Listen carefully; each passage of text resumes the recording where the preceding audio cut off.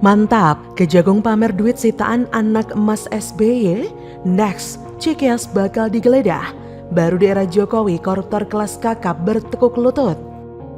Total dari semua aset yang telah disita oleh kejaksaan saat ini adalah sebanyak 11,7 triliun rupiah.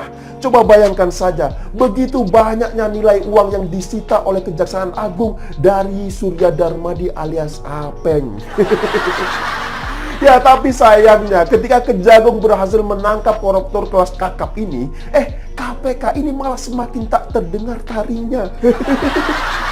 Tersita aset sekitar 11,7 T. Ya, informasi awal ya. Nanti akan kita clearkan kembali melalui appraiser yang memang kompetensinya untuk hal itu ya. Jadi sementara ada aset juga yang belum dinilai, ini ada 4 unit kapal tugboat tongkang kita sita di Batam dan Palembang. Intinya rekan-rekan penyidik masih menyelesaikan pemberkasan dan kita lihat nanti perkembangannya ya. Pegiat media sosial Yusuf Muhammad alias Yusuf Dumdum kembali menyoroti kasus mega korupsi taipan Duta Palma Group, yaitu Surya Darmadi. Dalam unggahan Twitter pribadinya pada Selasa 30 Agustus, ia mengungkapkan bahwa Kejagung telah berhasil menyita uang 5,1 triliun rupiah hasil korupsi taipan tersebut. Yusuf pun memberikan apresiasi dan dukungan terhadap gerak cepat kinerja Kejaksaan Agung dalam mengusut tuntas kasus korupsi terbesar sepanjang sejarah Indonesia itu. Sebelumnya diketahui Kejagung telah menyita barang bukti korupsi tersangka kasus korupsi lahan sawit Surya Darmadi.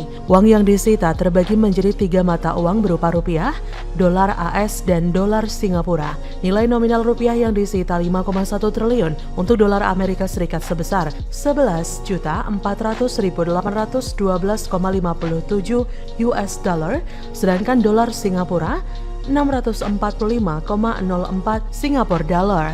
Ketika dirupiahkan, total dolar Amerika yang disita sekitar 169 miliar rupiah lebih. Sedangkan dolar Singapura ada sekitar 6,8 juta rupiah lebih. Berdasarkan hitungan tersebut, Kejagung menyita total sekitar 5,1 triliun rupiah. Uang yang dipamerkan itu adalah sampel dari penyitaan.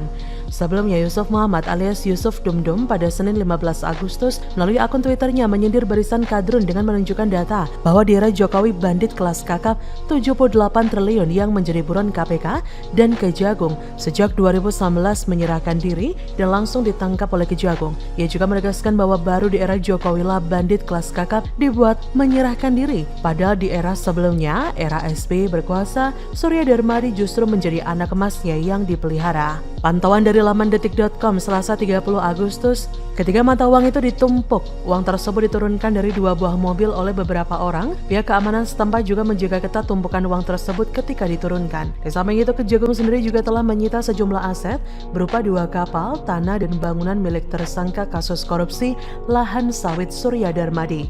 Total terdapat 8 aset tanah dan bangunan di Jakarta Selatan yang disita, sedangkan 2 kapal tersebut saat ini berada di Kabupaten Banyu Asin, Sumatera Selatan.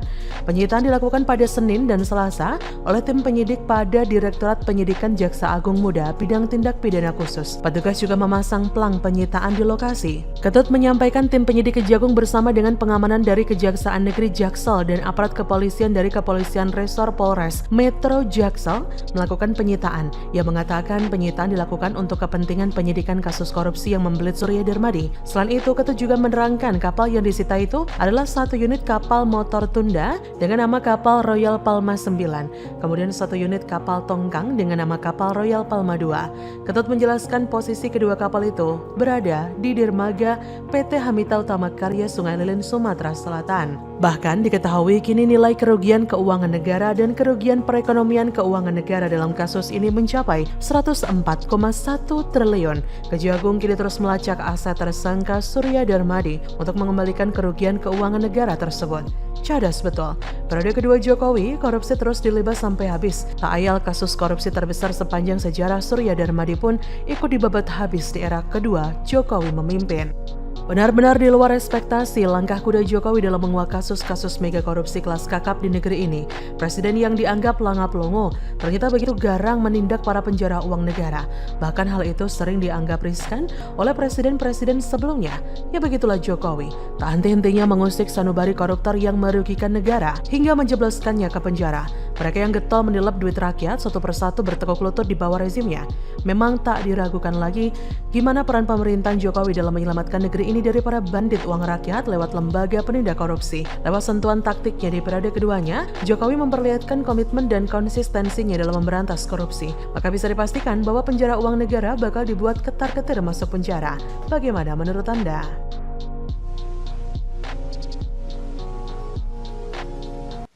Katanya dapat penghargaan internasional nih. Protes keras dari warga Jakarta soal fasilitas komuter lain. Warga susah berhari-hari, lift dan eskalator mati.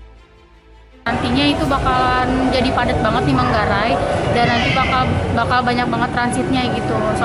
Anies Baswedan juara tata kata ini semua orang sudah tahu. Nah sekarang ini menjadi juara tata kota. Cuma juaranya juara tata kota terburuk di dunia. Jujur saya merasa ini sangat memalukan. Repot Pak, repot banget, nggak enak gitu kan. Solo udah gitu juga harus bertumpuk di Manggarai juga kan. Terus kedua yang satunya lagi ya Bapak ya, kita harus lari pagi-pagi larian tuh Pak, ngumpul-ngumpul kan. Baru-baru ini muncul sebuah tweet di Twitter soal pelayanan transportasi publik komuter lain yang kurang baik alias buruk. Tweet tersebut dibuat oleh seorang warganet dengan nama Kakung. Lewat akun Twitternya @dakota_johnson5, ia mengungkapkan keluhannya sambil menyentil pihak komuter lain. Warganet itu pun menyebut bahwa di stasiun Jatinegara, liftnya mati, eskalator mati. Alhasil naik tangga yang tinggi menjulang sambil membawa anak seberat 14 kg.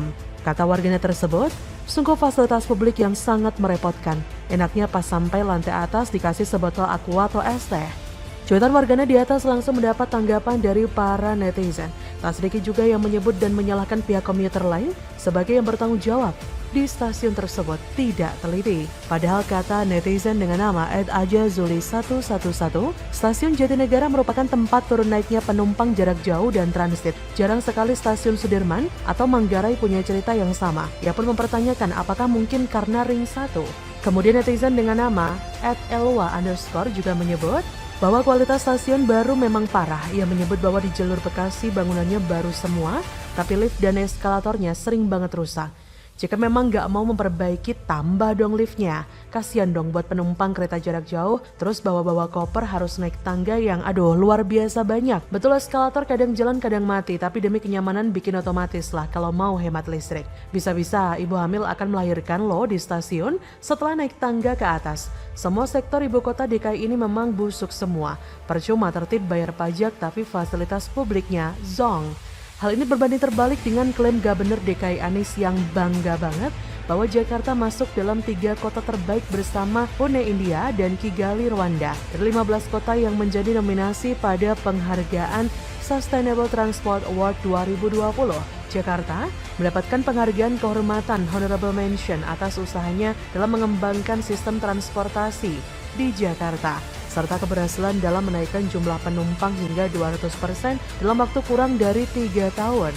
Terpilihnya Jakarta sebagai 3 kota terbaik itu diumumkan di ajang pertemuan tahunan lembaga internasional yang secara serius memperhatikan masalah transportasi dan lingkungan hidup, seperti Institute for Transportation and Development Policy, ITDP, Bank Dunia dan International Council for Local Environmental Initiatives, ICLEI, STA merupakan ajang penghargaan tahunan yang menilai mengenai perbaikan mobilitas kota dan inovasi sistem transportasi di setiap kota. Namun hal itu tidak sejalan dengan kenyataan yang terjadi di lapangan. Hampir semua fasilitas publik di wilayah kerja Anies gak layak sama sekali.